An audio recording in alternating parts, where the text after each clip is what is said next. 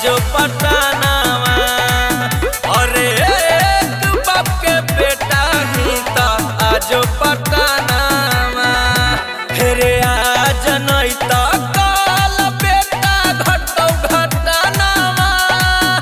अरे आज नहीं तो कल बेटा घटौ घटनावा। अरे एक बाप के बेटा ही तो आजो पटनावा। अरे एक बाप के बेटा ही तो आजो अरे तेरी माँ किया आजो पटनावा।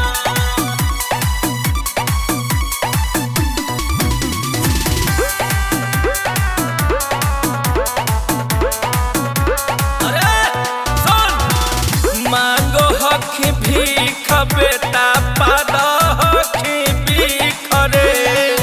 करम रंगदारी तया के हमारा से अरे सीख रे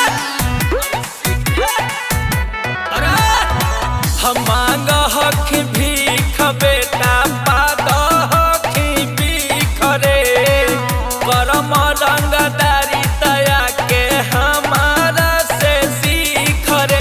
अरे जीते जी ओढ़ाई देबौ तोरा कफनावा।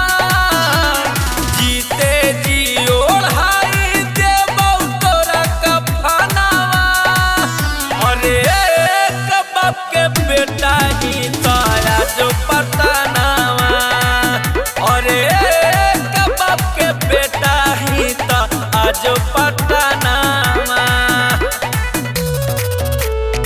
आजो पटनावा। एक बाप के बेटा ही तो आजो पटनावा। Music by Nitish Raj. लागो हो कि जिंदगी से होई गेनी तंग रे। हम मीठापुर में चूर देबौ तोरा अंगे अंग रे।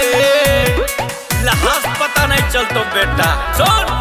लागो हो कि जिंदगी से होई गेनी तंग रे। हम मीठापुर में चूर देबौ तोरा अंगे अंग रे। हेरे कुंदन बिहारी के बारे में जाके पूछ ले थानावा। अरे कुंदन बिहारी